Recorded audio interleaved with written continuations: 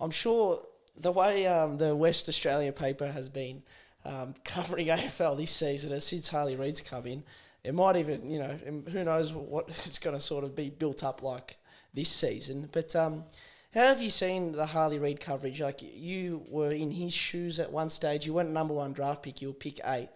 But for him, there was coverage of you. But now for him and what you're seeing from the coverage that he's getting, what are your thoughts on it? I've never had to deal with what he's dealing with at the moment. He's on the back page a fair bit, and I kind of somewhat feel for him. Like, he's played one AFL game, and he's kind of getting either pumped up or scrutinised or whatever you want to look at it. And for him, he's probably just thinking, I want to play footy. And but I've got no doubt there's a lot of people in his corner really helping him out, and that's going to be kind of crucial to making sure he still gets the best out of himself, because at the end of the day, you want to make sure he's okay as a person firstly, and then playing good footy after that. And if that's the case, then people can write whatever they want, but as long as those things are kind of at the forefront of any kind of situation, you look at it and you go, they'll be okay. But I've got no doubt there'll be people in his corner making sure that's the case, and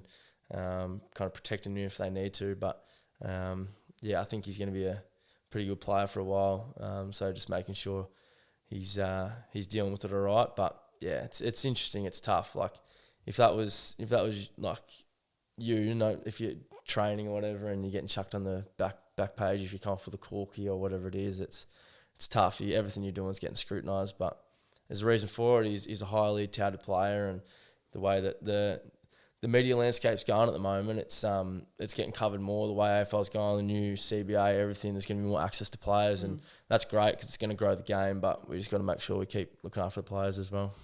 So, have you had a bit to do with it? Because you guys played against West Coast in the practice game. You would have seen a bit of media.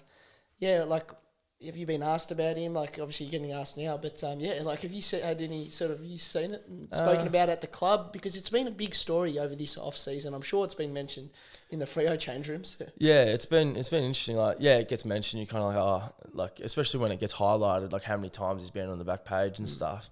But it's mainly kind of just like the poor bloke hasn't played a game of footy yet, like throughout the pre-season and stuff, and it's a little bit comical and stuff like that. But you kind of don't worry about it too much. I said at the start of the kind of interview, we haven't had too many people at our training throughout the pre-season, and we've been flying under the radar, and we've been loving that. So they've kind of been at the West Coast training, watching him train and watching them train and stuff, and we're okay with that. We'll just keep going about our business and focusing on us.